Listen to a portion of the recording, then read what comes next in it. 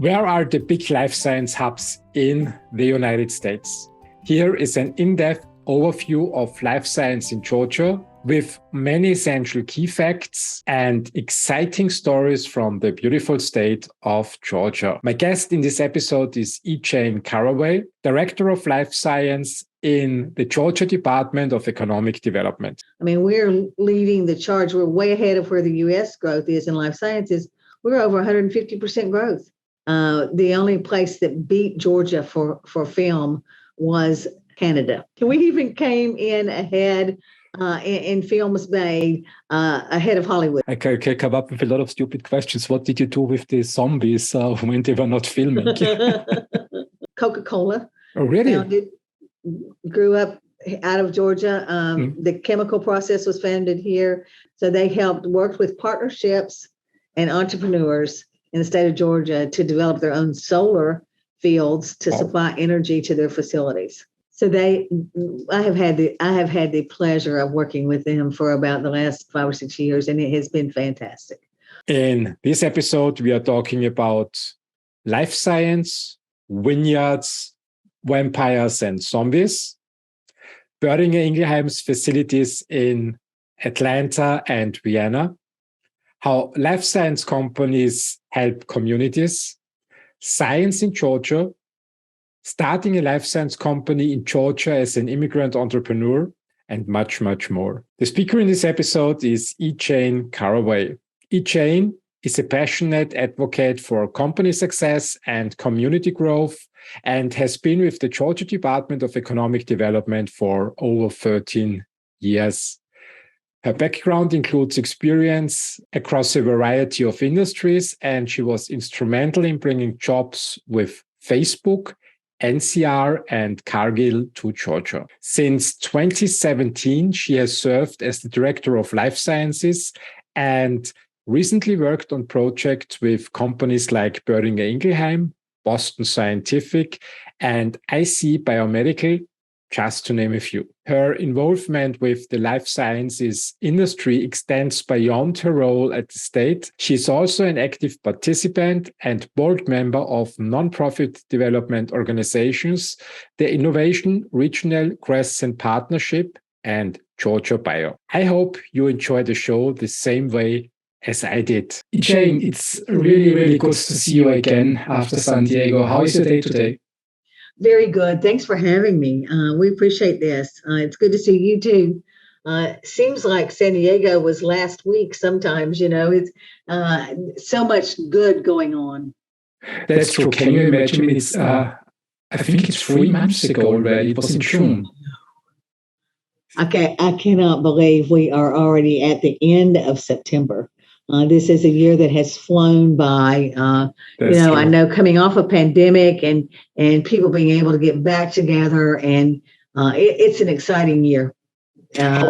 Speaking about the pandemic, I have one question at the start. How is life in Georgia these days? Do you feel anything? No, everything is going very, very well in Georgia. We have been continue to be extremely busy with projects, and as you'll hear and as we'll talk, I mean, in measuring our life science growth year over year, even from last year until now, I mean, we're leading the charge. We're way ahead of where the U.S. growth is in life sciences. We're over 150% growth in jobs in life sciences arena. So it's very exciting. That's great. I was so happy to meet you in San Diego. Let me give a little bit about the background. Before I flew to San Diego, when someone asked me about life science in the United States, I gave my usual answers, and this was very ignorant. If you want to know more about life science, fly to Boston and fly to San Francisco. These are the 2 hubs. And basically, I just know these 2 hubs because friends of mine became successful in these areas. And when I came to San Diego, I mean, I should have known that there is not only Boston and San Francisco, because when the bio is in San Diego, it means there must be something in the pharma industry. And then I walked into the hall, and then I saw a lot of ecosystems. And one of the most beautiful booths in this area was the booth of Georgia, where we had a conversation. And I'm so happy that you explained to me that there's much more going on in the United States in life science, that I thought Let's bring the news to my audience. Maybe there are also other people like me who didn't know much about it. And let's educate them a little bit on Georgia. And let me ask you the first question to frame the episode. Can you tell the audience a bit of your background? Where are you coming from? I sure am. I am the director of life sciences for the state of Georgia Economic Development Group. I have been doing economic development for decades, and I won't say how many, but I've had the pleasure of working for the state of Georgia since 2009, and then specifically leading their life sciences charge since 2007, 16, 17, that time frame. Georgia is the hub of the Southeast. We are a home to Delta, home to UPS, home to a lot of Fortune 100s that you would know, and we'll talk a little bit more about that later. But we draw from all of the Southeast. We are logistically positioned where we sit in Georgia. I mean, you're 2 days drive or a 2-hour flight from 80% of the U.S. population. So we are in a real good position. Plus, we're quite innovative. We continue to be a great state to live, work, and play. That's great to hear. It's 2 hours to almost to 80% of the United States. That's amazing. A 2-hour flight to 80% of the population in the U.S. So it looks that's like one of the reasons we've been successful in a lot of things, logistics wise. And we are served in downtown Atlanta by 3 major interstates that come together there. Of course, our ports is the fastest growing port in the U.S. right now, continues to grow out of Savannah. A lot of money and effort been put into that. But then we have the Hartsfield-Jackson International Airport, which is the most traveled and the most efficient airport, continually year over year awarded. So great partners. That's true. I hope the airline industry is coming back to the pre-pandemic levels of support. I remember the trip to San Diego, and it was sometimes really challenging because there are still disruptions, and I think there is not enough personnel in that area. It's good to hear that the Georgia airport has already come back to normal life. I would really love to fly to Georgia. Let's start talking a little bit about the tourist side of Georgia. What would you recommend me? Oh, my goodness. Now, this is fun. So we have a little bit of everything, from the mountains to the beach. We have, vineyards. I have a canyon. Really? Vineyards? Pardon? You have vineyards in Georgia? Yes, we do in North Georgia. That's great. And then we have a small town called Helen, which is where the Oktoberfest and its heavy German influence is going on right now. So it's very exciting, some of those things going on. But we also have the beaches, and we have history that is all around. So we have museums right now going on in some of our areas is not only the Van Gogh, but a new innovative thing that is coming along where you can interact, and it's based on the Harry Potter series. So it's kind of a fun interaction. The Georgia Aquarium is a beautiful thing to see. Mm-hmm. But like I said, you can go to the mountains, you can go to the beach, you can go to a canyon. There are hiking trails. There are a huge amount of state parks that we maintain as a state. And you can visit those parks. You can stay in those parks. It's a beautiful thing to see. And we've seen a lot of increase, especially during pandemic, and everybody wasn't traveling as much, but our state parks saw increased usage from more our Georgia citizens, that people just had not gotten out and done that. So a lot of hiking trails too.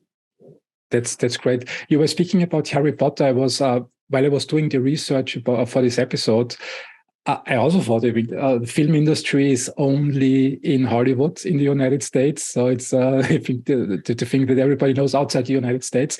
And then, but correct me if I'm wrong, then I read that the second biggest, or even similar size, is Georgia, that there's a lot of film industry going on in Georgia. Is that true? Actually, last year, the only place that beat Georgia for film was the country of Canada. Canada. We even came in ahead in films made ahead of Hollywood and money spent. Really? Georgia. And it is a huge and growing, the film industry here. Part of that is because we are so diverse, not only in our population, and they can get people to act in those movies, but also we are, they can get backdrops of basically anything. So you can get the ocean, you can get the mountains, you can get a farm, you can get a vineyard, you can get antebellum and old beautiful homes, you can get old schools, you can get old churches, you can get a little bit of everything for them to be able to use here. Plus our production facilities have been growing exponentially. So we actually have a number of production facilities, just have added a fourth large one this year. And if you'll listen close in the next few weeks, you'll be hearing another announcement coming out relative to some production of film in the state of Georgia. And it's a partnership. It's a beautiful one. We offer some incentives, but it's creating jobs for Georgians that, that has been the big plus for a lot of folks. Everything from building the sets to acting in the careers, but to learning the film industry too. And we've got a film school with our local colleges where we're training, and now we've started a writing school. So it's pretty exciting. Is there a special spot in Georgia for filming for tourists, so that sets, for example, that tourists can go to see the famous movie sets? There are several, and there are several companies who will actually tour you across the entire state. And then where Walking Dead was a big one series that filmed here. This was in Georgia. Pardon? The Walking Dead was in Georgia. Yes. Oh. As a matter of fact, within a few miles of where I lived was where the main set was for all of this. But if you go to that community, you can walk around and get a tour of a lot of where the things were filmed, but you can do it on your own, or you can do it as a guided tour, and you go into the houses and you can see everything that's done. It's pretty exciting. Yeah. And it's not just for that one, it's for a number of others. I can come up with a lot of stupid questions. What did you do with the zombies when they were not filming? So that's been an interesting thing around it. And I'll tell you an anecdotal story. So in that town where it was filmed, there is an organization that is actually a pretty good sized manufacturing organization. And they were recruiting someone to run that facility from out of state to come in. And so that little tiny town was normal, during most of the time. He came in and looked around. He knew he was getting an offer. So he brought his wife back about a week later. Well, they went and checked into the hotel. She kept the car. He went to the place, and she was going to come by. When she came through the town, they had turned it into the zombie village. So it looked horrible. I mean, you can see the ghost buildings, everything torn down. She turned around and went back to the hotel, and she was reaching out to him going, "We're not moving here. What in the world have you brought me into?" And she couldn't get a hold of him. The person at the hotel said, "Look, they're filming. It doesn't look like that all the time over there." But he almost did not stay because of that setup. But I mean, those folks that have been a part of that and that production of zombies, and a lot of those the major actors, continue to be and live in Georgia and are doing other projects here now too. So. That's great. I mean, I didn't know that the series was shot in Georgia. The countryside was really beautiful in the series. I really loved it. I always thought, where is it? Well, it's actually Atlanta is our capital and our major hub, and it's less than 45-minute drive where a majority of that was filmed. And it's just outside of Georgia. And the small town is called Sonoya, where most of it was filmed. Okay. So, but Vampire Diaries was also filmed in another community that is about 30 minutes to the east. In a town called Covington. And so there's an awful lot, a new production facility that's gone in there. So an awful lot's going on there too. Right. So you have the zombies and the vampires in Georgia. So, but I mean, there are a lot of other movies and such that have been filmed in Georgia and continue to be filmed, as well as TV production facilities and all. Tyler Perry has a huge studio here. A lot of his movies are made here and have been made here. He was one of the early folks in film in Georgia. That's great. That's great. Let's move a little bit away from the movie industry. Sports.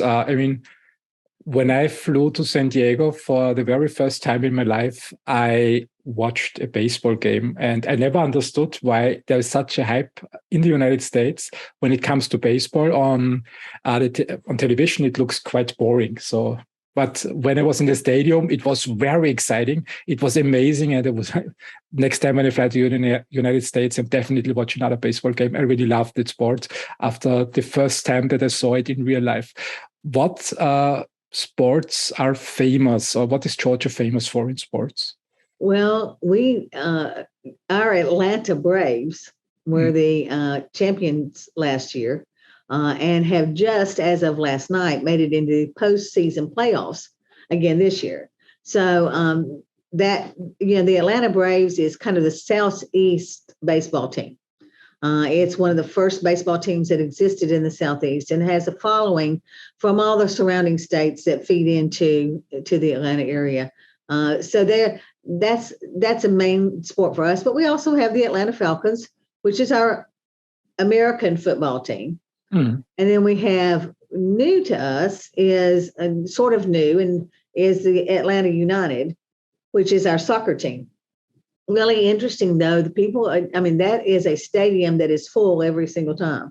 And it's surprised everybody in the league that we are so interested in soccer. But we've had soccer teams in and around. So that's another one.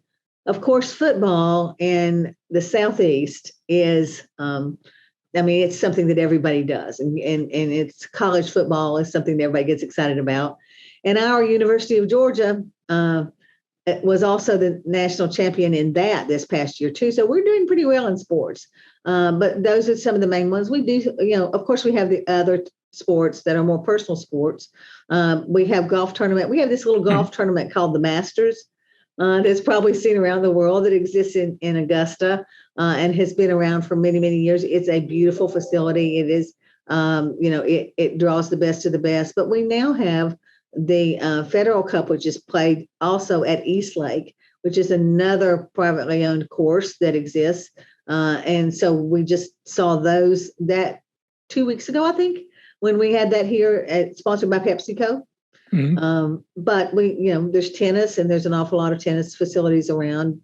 There's a little bit of everything. I think us and a number of folks are coming up with the pickleball. And I don't know if you guys play pickleball. No, but what is this? So pickleball has become a individual sport, and I would compare it. I have played, but I don't play on a regular basis. But communities are building pickleball courts. It's not as hard as tennis, but it's similar to tennis in what it's played. I say it's tennis, badminton combined, but that's another sport that's, I think you'll see continue to grow, especially in the Southeast. I have to look it up on the internet after our conversation. You mentioned we're quite proud of our Braves and we're proud of all of our teams. But I will tell you, and we have just been selected also. The Atlanta area works very hard, and our Metro Atlanta Chamber, which is a partner to us, has a sports council. And they have just announced that they have won the possibility of the soccer tournament, the next soccer tournaments that are coming up in 2026. So pretty exciting, the part that's going to be in the U.S. So we're looking forward to that. I was surprised to hear soccer still associates the United States with, of course, American football, baseball, basketball, hockey. But why? What are the reasons behind soccer? I've always thought soccer is more in Latin America, South America, Europe. I will tell you my perspective why, and what we are hearing is why. So growing up, we did not play soccer in school. That was not one of the sports that we played, but my children did and grew up playing soccer and loving soccer. And so that whole generation that has now come up on soccer is at an age where they're interested in seeing soccer played and continues to grow. And there are leagues that we have around town, several adult leagues that play, but all those have gotten together and were interested. And so our folks that are interested in sports reached out, worked on it, brought together a team, and are funding it. Then I'm pretty sure that one of the next world champions will be the United States. Given the entrepreneurship spirit in the United States, I believe you will just rock the game. Well, I will tell you when we looked at that franchise, and I say we, the leadership in Atlanta looked at that franchise, and they actually were looking at. They didn't think that we would be able to do it with soccer, and the first event filled the stadium to overflowing. Really? And they said, "How do you do this?" And then it's simply the interest in seeing it play and enjoying soccer. That's just really great to hear. That's great to hear. So we have another commonality then between Europe and the United States. It's soccer. We do. Let's. I was mentioning entrepreneurship, and you mentioned before sponsorship of PepsiCo, and the question that popped up in my mind back a few minutes ago: what leading industries are in Georgia? Well, several that you would know. Coca-Cola. Oh, really? Founded, grew up out of Georgia. The chemical process was founded here. Coca-Cola is headquartered just down the road from where my office is here now. So they're huge. As you can imagine, Delta Airlines is also headquartered here. They started as a crop dusting facility at one point, and then they got into delivering mail and those kind of things. So they have grown, and of course, they're a huge airline that is out of here. You will, other industry you'll see is NCR. I don't know if you're familiar with NCR, but they make most of the cash registers and such that are in stores. Any of those kind of things at that point of pay. They are a large company, and they have a huge presence and headquarters in the state of Georgia. We have a large presence with Facebook. In Georgia, and they actually have located and have over 1 million square feet in the state of Georgia and continuing to grow. Pretty exciting. They saw what was happening in the Southeast, knew they needed a presence, and their excitement in working with them is they have gotten to a point where they are already sustainable, using sustainable energy 100%. So they worked with partnerships and entrepreneurs in the state of Georgia to develop their own solar fields to supply energy to their facilities. Wow, that's amazing. That's amazing. Well, and that's what you're going to hear about Georgia too. I mean, and you'll hear it throughout. It's a collaboration between public, private, the entrepreneurial spirit. And our government is easy to work with. I mean, we continually get a number one for the easiest state to do business with. Our cost of business is doing low. We want people to succeed, and we want to be your partner and get out of your way. We want to help you get there in any way we can, but we want to stay out of the way. Let's not talk about bureaucracy. I'm in Europe. So I'll mention another one that you may have heard too is a company called Boehringer Ingelheim. They have a huge presence in Germany and in France and such. We, a few years back, located their animal health science headquarters in the Atlanta area. But really? They also have facilities that are north of Atlanta in 2 or 3 different communities. But they continue. They're the gift that keeps on giving. They continue to grow. They have just had another couple of announcements that have come out of there that they're going to grow more. They are a great partner with our universities, but they also are a great partner in our biosciences community, if you will. I won't call it an ecosystem. It's a community because we all work together. So they volunteer and work with us on several boards, and they also do a great mentoring program with students. So. There's another commonality then between Vienna, the city that I live. And Georgia, you mentioned Boehringer. Boehringer is also one of the cornerstones of the life science industry here in Vienna. Yes, yes. You have a relatively new building they built in Vienna. Oh, they're investing heavily in this area. This is really great. And it's good to hear that there's also a lot going on in Georgia and that Boehringer is very active in Georgia as well. They're a fantastic company and they're a pleasure to work with. And they're huge around the world. And we're pleased to have them as a piece of our yes, group. Especially the leadership. The employees are very kind. It's always a pleasure talking to them. So it's really, really fun doing business together. So I have had the pleasure of working with them for about the last 5 or 6 years, and it has been fantastic. Every encounter and they participated with us on some things and that we could not have accomplished otherwise. So we appreciate that. Mm-hmm. So Boehringer is a good hook point to lead the conversation now to life science. It was really, thank you very much for this excellent overview about what's going on in Georgia. I'm going to give you a couple more names just to name drop a little bit more. So HomeDepot, that may mean something to folks. Yeah. So they are headquartered here, grown out of here. There is an insurance company called Aflac. I don't know how big they are in Europe, but there's a duck that represents them. So you probably have seen a lot of that. And then finally, I would be remiss, and it is a life sciences working with us company too, is UPS. And UPS is one of, they handle an awful lot and they have their own life sciences division, but they are headquartered and are a strong partner here too. Yeah, UPS, I think, wasn't this in this series, UPS, King of Queens? This was an 80s series. I think it wasn't he a UPS driver? Yes. I didn't know that UPS is in Georgia headquartered. It is Georgia headquarters, Georgia grown. We're very proud of the work that they do and that they continue to do and partner with us in a number of different, there are so many needs that are related to life sciences and global health around the world.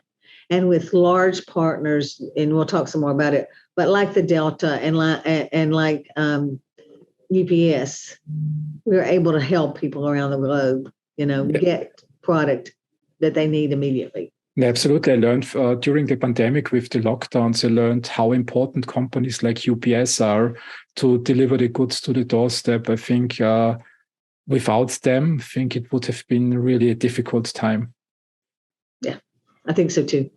The logistics are important. And also, I think UPS is doing a lot with the pharma industry. So they're also organizing a lot of transportations, special transportations for pharma. They are.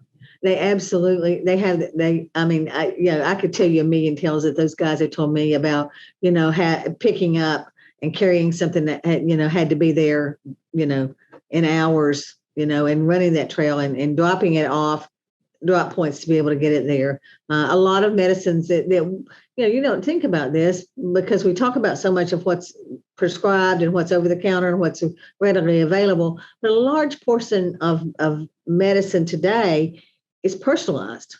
I mean, it's your blood cells being treated to come back to you to be implanted. And they have a huge part of that, as does Delta. I mean, they have, cold chain and being able to walk it through there and keep it at the appropriate temperature. Both of them are big partners in doing those kind of things, getting it there on time. Pretty exciting. So it's the perfect environment for life science companies, for R&D companies. Then let's move the conversation now to the life science part. Okay.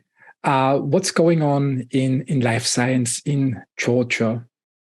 So I mentioned that we have seen 150% growth in our job creation over the last year. Now that's well ahead of the national average, but we had seen, 147%, 117% year over year, that life science keep growing. And part of that is because of our colleges and universities. And I've just mentioned a few, but if you look at, I mentioned UGA, University of Georgia, and they are very strong in animal science, although they do have a medical college, they do have a veterinary college, they do have a huge bioscience and pharma, and they partner and have just announced an innovation center that is partially being helped by Boehringer Ingelheim that is there. So there's a whole lot of research comes out of University of Georgia, then Georgia Tech, which is, always number one or number two in medical device and innovation, that they continue to grow, and they're known globally. They have small campus satellites around the world. They have a medical device college of engineering that they do in conjunction with Emory University, which is a private university, but also well known in the life sciences arena. And they do things like cell therapy. They're doing some proton therapy and, everything from wearables to vaccines to a little bit of everything else. Also, cryobanking is a growing piece. We have a company called Alcon, and Alcon is contact lens, and they're known globally. And they actually, we're going to say they make vision apparatus. They have been growing and continue to grow here. So, so we do a little bit of everything from the cell therapy, to contact lenses, to imaging devices with GE and Philips and some of those others. So, and then we also do the medical records and the IT that's involved with that, and the software that's involved in your medical devices. So, I mean, it's pretty exciting. There's a group called HIMSS, which is an international Health Information Management Systems group, started out of Georgia Tech many, many years ago, in tracking that. And we are one of the top in medical records maintenance manufacturing places that exist. So, I mean, it's pretty exciting when you start to think about it. But we also have an organization. We have Georgia State University, which their R&D dollars that they received last year were higher than any other college and university in the state of Georgia. So they are heavily involved. We are also quite diverse, and so they graduate more minority undergraduates. They have a College of Nursing. They have our research and development, but we also have our historic Black colleges and universities. That we have 3 of them that exist in metro area of Georgia, but they also have a medical school, and then there's a research area over there. So and then we have a medical college in Augusta, and then one in Columbus. Sounds so like I could talk forever about all the good things that we have going on, and that's the reason that plus the support and the collaboration that the community of life science companies and business and industry and our nonprofits and all working together is what brings all this about. Sounds like a very vibrant ecosystem in Georgia. It is. You're a fantastic storyteller, so I would like to ask a question. Can you tell stories about the impact of the life science companies in your community? I can probably tell a whole bunch. I will share with you there's a company called Takeda. And Takeda, and this is not my story, but it's a story that at the first groundbreaking I ever cried, and I've been doing this for years. But Takeda is a specialty rare diseases, rare blood diseases. They actually have a huge facility here now. They were Baxalta bought, Shire bought, then they became Takeda. So they do rare blood diseases. This lady that is a part of their group has 4 children. Her 4 children, her first child came down with rare blood disease, and they couldn't figure it out. Couldn't figure out why, couldn't figure out how to treat. The child almost died several times. But she started working with Takeda, and they came up with a solution for that. And then she got pregnant with the second one. Now, the doctors had told her that it was so rare that her and her husband, that it couldn't happen again. It did. A different rare blood disease. Many years working with Takeda, came up with a solution that's individualized for that person. They had 2 more. Both had a rare blood disease. Completely different rare blood disease. But that's what Takeda does. They come up with that solution. And Takeda has not only the manufacturing facility here, but they have collection facilities that are around the state that collect blood and plasma, that they have worked through this process and be able to. And part of the reason they're here is, one, they serve the Southeast. That product has to be delivered quickly. It's heavily specialized. And it's life or death for those patients that they are treating. Now, having said all that, Takeda is a great partner to work with too. And they also are working in the schools, and they're helping in the schools, and they have done a number of different things during this pandemic to make sure it was easy for their employees to go to work, but it was also easy for that community where they are, for the other, people that live there to be able to continue to function. That's one that kind of gets to me every time, just a little bit. But all kids are alive and are healthy now. Pardon? I'm sorry. So Takeda solved the disease for the kids. So the kids absolutely, and they create and it's an ongoing thing because it's a rare blood disease, but it's not a solving to it, but there is an answer to make their lives good. Super. That's a piece of that. I will tell you, Boston Scientific has recently announced they had purchased a company that was here a few years ago, but they have just recently announced here another big project. So I mentioned to you that I had a little event earlier, since we had seen each other, that I had to spend some time in the hospital. And so they sent me home with a Boston Scientific piece of equipment to be able to do the monitoring and those kind of things. And it was really kind of interesting because we were working on the project at the time with them. But I had a conversation at the hospital with someone about Boston Scientific and the piece of apparatus that they had and had been able to use, and how it had saved the lives of so many patients that are a piece of that. I'll tell you another one that I know. I don't have so many for myself, but we talked about the UPS and the Deltas and getting, life-saving things around. Do you remember back a few years ago when we had the Ebola breakout? Yeah. So for many years, Emory University had been working with CDC, and CDC is headquartered in Georgia. They had been working with Emory on something in case those communicable diseases got to their employees. Now, they had been in waiting for 12, 14 years, just trying to be ready in case something happened. Well, it happened. They had 4 employees of CDC in West Africa, and they got Ebola. So now this is Georgia for you. Okay, so Emory's ready with that piece. There is a aerospace company called Gulfstream, and they produce a lot of planes for folks who that travel around the world. They're usually individual planes, but they are, it may be for an organization, it may be for a Saudi prince, it may be something like that. They outfitted a plane to like a treatment facility, flew that Georgia-made plane with Emory folks into West Africa and brought that person back here. And as was all over the news, that person was treated for Ebola and cured here in Georgia. Super. That's pretty exciting to me. So that's Georgia from beginning to end.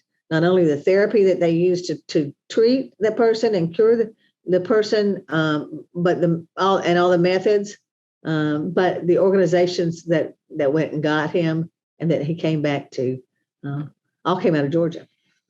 It's really great that you mentioned these stories. I think when we talk about companies, we often tend to just see the organization. So it's a name somewhere, it's a public company, it's a name in the newspapers. But I think we often forget that there are people working in these companies that are solving real life problems. And without these organizations, a lot of solutions would not exist. So it's really great to hear the way you tell these stories. It makes the organizations much more relatable. I have the best job in the world because I get to work with these companies and these folks that know how to do this. But their mission, bar none, it's not just a job for any of these folks that are in biopharma or in the medical devices. It's patient first. Yeah. With every single one of them. And sometimes they get a bad rap. The big pharmas get a bad rap. Well, that's not true. I can tell you personally, in walking through these buildings and talking with these folks and working with this, it's patients first. Yeah, and they dedicate their whole life to that. I mean, you also know scientists in research organizations. So from the whole value chain, you have the beginning at the universities, research organizations, where people basically lock themselves up 24/7 in laboratories, working on solving problems. For example, SARS-CoV-2. I mean, Moderna, BioNTech, Pfizer did an amazing job to come up. It's unbelievable, in less than 1 year with a vaccine. Yeah. We had some companies, GeoVax is one, who were working with some of these other companies to come up with the answers. So, I mean, it's exciting to me to know the research that's going on, not only in the things that we've just talked about, but whether it be in finding a solution for sickle cell anemia, or finding one for cancer. But we've got one organization that grew out of Georgia Tech, and that they actually make skin grafts that are kind of self-healing. Johnson & Johnson has a facility here that the sutures are medicated sutures, and it's the oldest building in the Johnson & Johnson line, that they have. But they are, medicated sutures, so they're able to handle those kind of things. Those skin grafts. So imagine if you get, let's say you get diabetes, and many times there's a problem with a foot for that. Well, the skin graft that they can do and that they have created, those. And they have to heal from the inside out. And it takes a lot longer with that kind of a method versus the proprietary skin graft that this organization has come up with and is able to cure those kind of things. Helps on burns, helps on a number of, osteoporosis, bruises, etc. I mean, it's exciting to me to see what all is coming out. And I know that there's more and more. That Labspace, to watch the colleges and universities. And I mean, we have a group that many years ago, our public-private and the state said, we want to, pay more attention to who our dedicated scientists are, because we knew we had the innovation. So it's Georgia Research Alliance, and it's public-private money that funds the Georgia Research Alliance, which brings in eminent scholars, with the thought of bringing that research with them. So we have done very well with that, and some pretty exciting things coming out from that too. Now, a lot's developed in the last 2 to 3 decades. I'm always amazed. I'm now 48. And I think at some point in time, everybody gets one or the other disease or illness. And pharma and life science definitely provide solutions for that, to improve the quality of life. Even when they can't heal the disease, they still have solutions in place to improve life quality. And speaking about life science companies, let's walk a little company through and just assume that European scientists or life science company would like to expand to the United States and would also like to evaluate Georgia. And I think usually we have a few problems. So one is finding personnel. The other one is finding lab space, which is usually very scarce in the world, especially here in Vienna, even though Boehringer invests a lot of capital, and the government and the city of Vienna invests as well. But there is so huge progress here in the area that lab space usually is scarce. And then we have funding. So where does the money come from? From venture capitalists, from public funds? Can we walk through these 3 problems briefly and tell a little bit stories about the personnel situation for life science companies in Georgia, the funding for life science companies in Georgia, and lab space? Okay, yes, we can. Let's start with the workforce. Our colleges and universities graduate over 300,000 people a year. We have over 2,000 life science companies that exist currently. Each of our colleges and universities has programs in biosciences, in chemistry, and chemical engineering.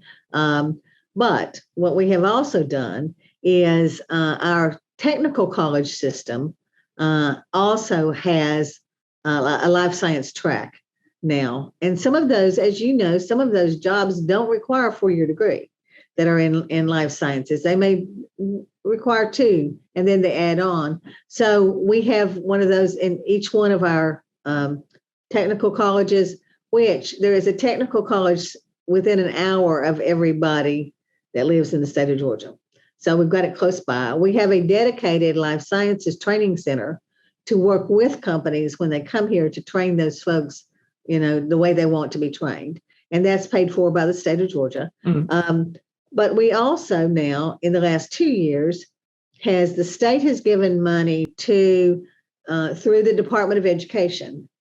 And it is a public-private partnership with an organization called Georgia BioEd, that we are now teaching teachers down to a 6th grade level what the jobs are going to be like and how to teach them life sciences, real life sciences, practical information.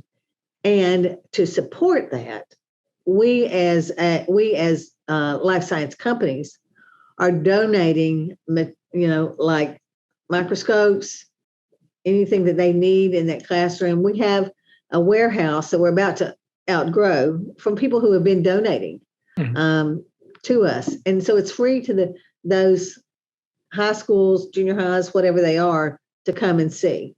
So the state of Georgia has put money behind training that workforce. We feel like we have got a good core, but we continue to grow, because what we know is, like with everything, probably the people you're going to look at hiring as you continue to grow are in the 6th grade right now.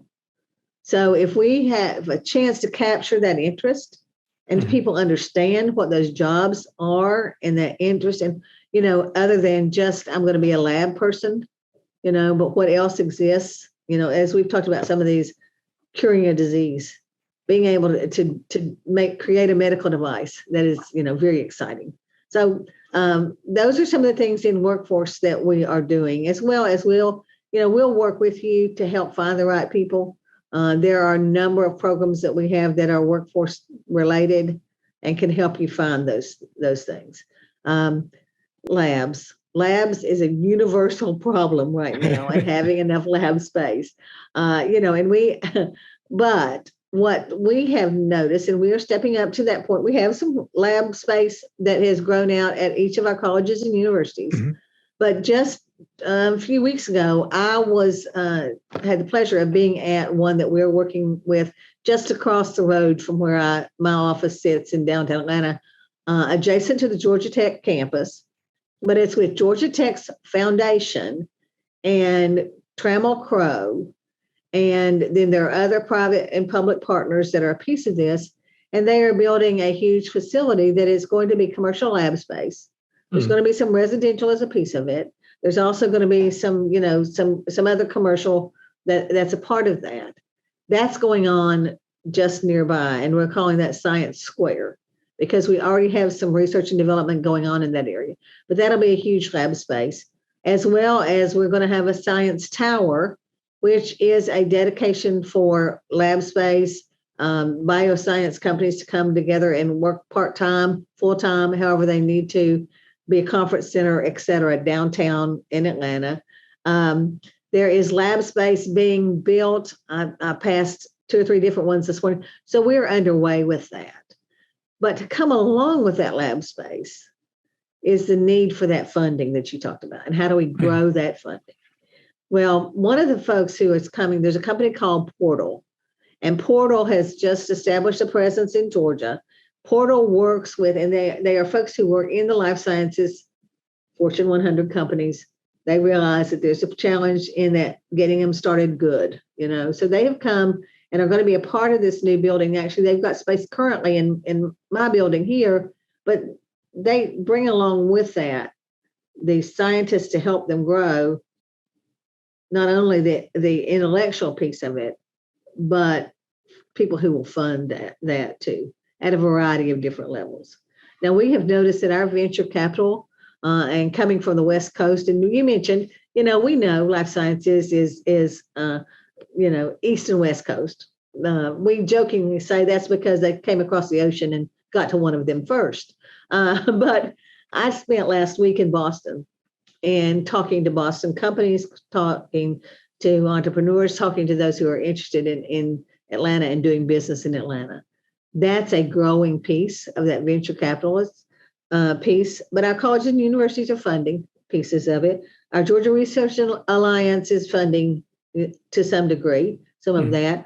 There's a lot of private dollars that they don't want to tell you who they are, but I just call them the bioscience funders that exist in and around that'll look at a little bit of everything and step in to help at a variety of different levels. Okay.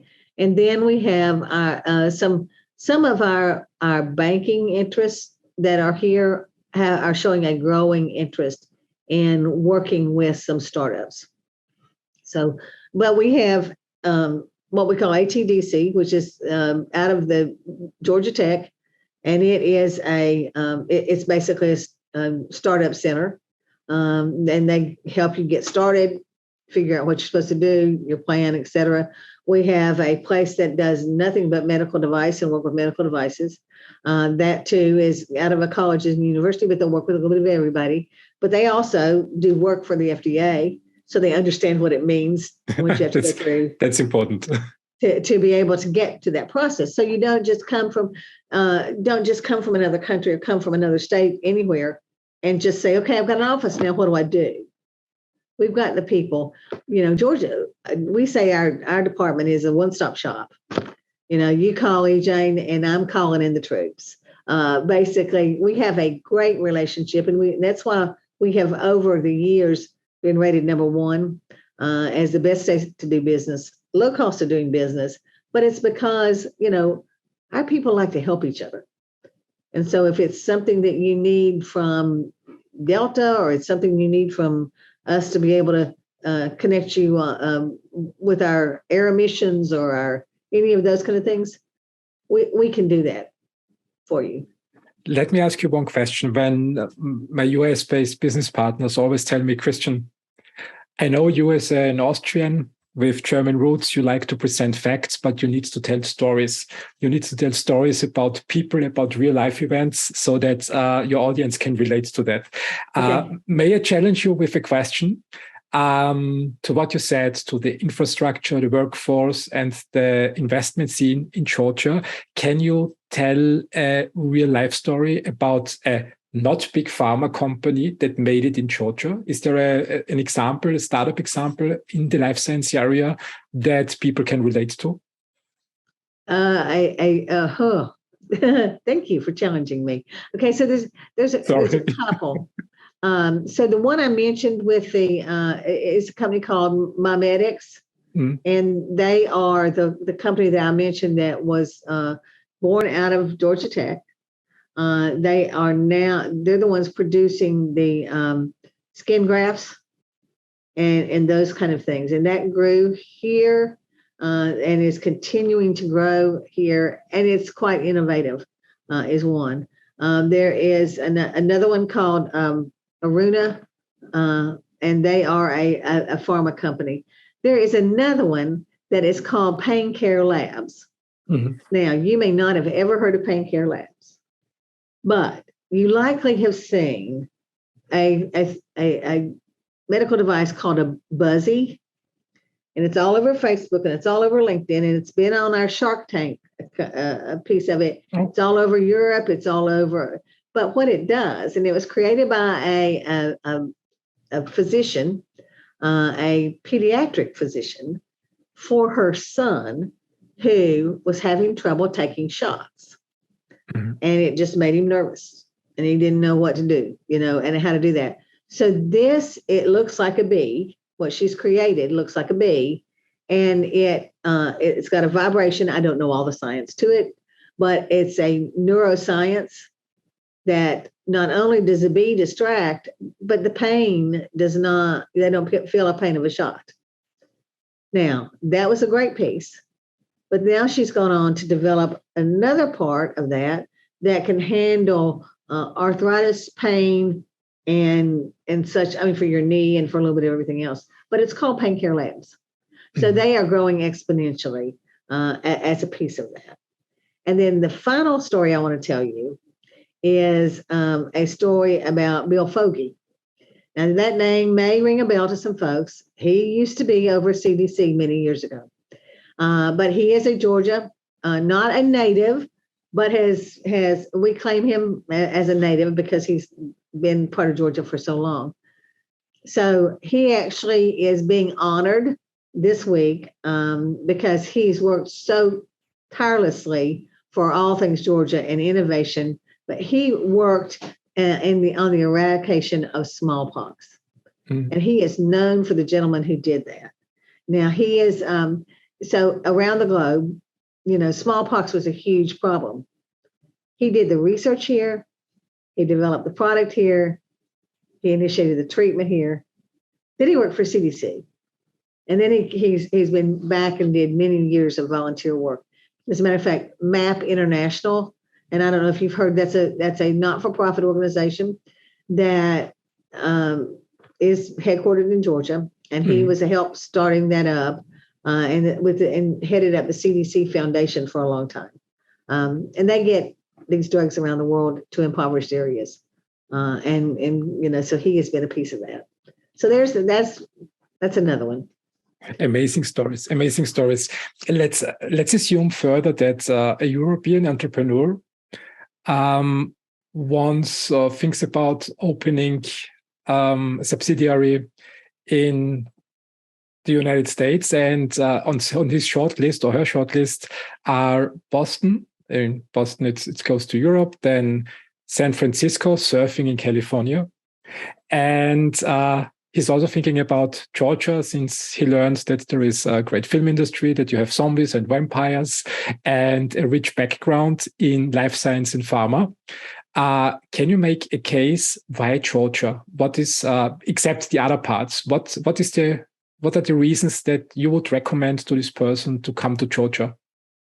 We talked about this a minute ago, not only logistics that they can get around the globe, and we fly to 139 countries every single day out of the airport here, so you can get back home if you need to go back home soon. But you also cover 80% of the U.S. population, either a 2-day truck drive or a 2-hour flight. So your product can get anywhere easily. We are a very low cost of doing business state. It's easy to do business with us. It's a lower cost of living, lower taxes. There are job tax credits, and there are incentives to bring a company here to work with us. But bottom line,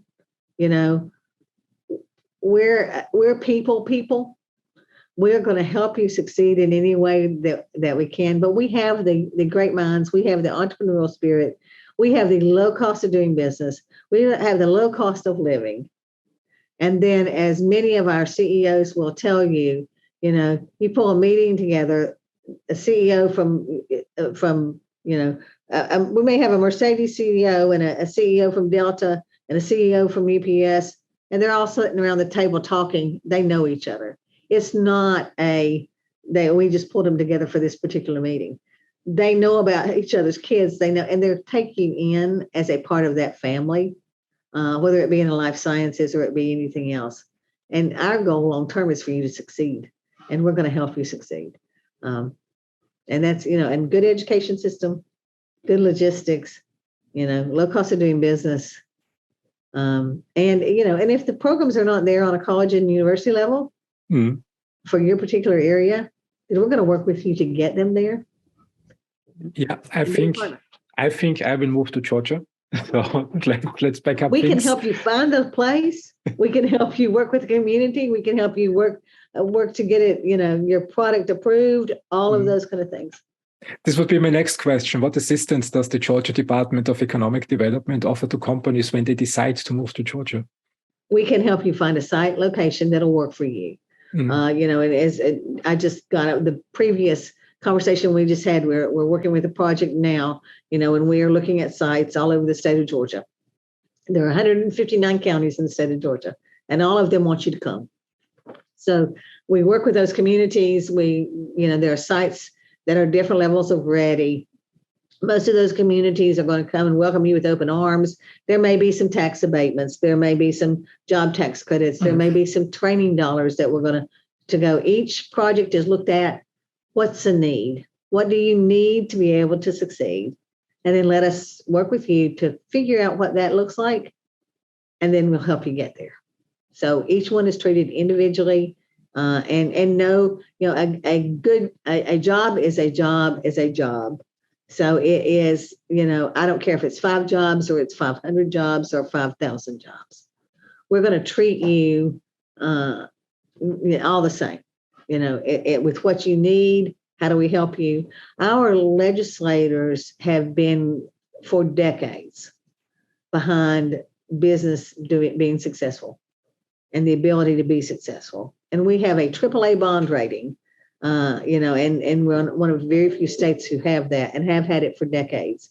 And what that means is we're fiscally responsible, but we lowered taxes 2 years ago and have the right to lower them some more with the legislature, get it, if that gets voted in. But we are keeping business costs low. We want you. Come grow with us. Jane, I love this conversation, and I have one question left, but let me ask you one question before.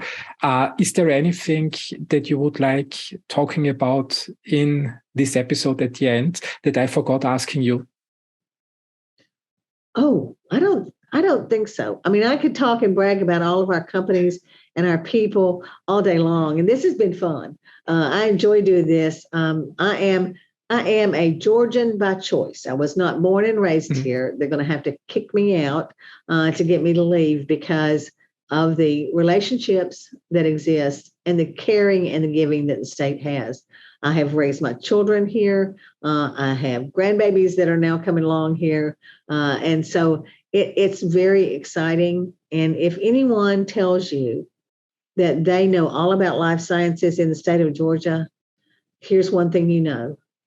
They've lied to you because something's happening right now that we don't know about yet. And it's exciting. That's true. So let me ask you then my last question. Let's assume that after listening to this episode, a European investor or a startup or an executive from a big pharma company wants to explore the possibilities in Georgia further. What is the best starting point that you recommend? Whom should they call first? Okay, we have a website. It's www.georgia spelled out, .org, and then do a /life sciences. That'll bring you straight to our life sciences page, and you'll see a picture of me at the bottom. And so you can connect there. There's a direct phone number. Don't hesitate to call anytime or reach out to us in that way. I'm anxious to work with anybody. I know that in all honesty, life sciences companies are going to continue to get more personal. It's going to be more personalized medicine as we grow and as the globe ages itself. The impact that it can make is phenomenal, and I'm grateful to be a small piece of it. Fantastic closing words. Jane, I love this conversation. I enjoyed talking with you and listening to your stories. Thank you very much for your time and have a great day. Thanks. You have a great day as well.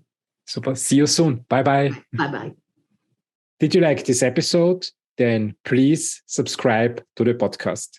Have a great day.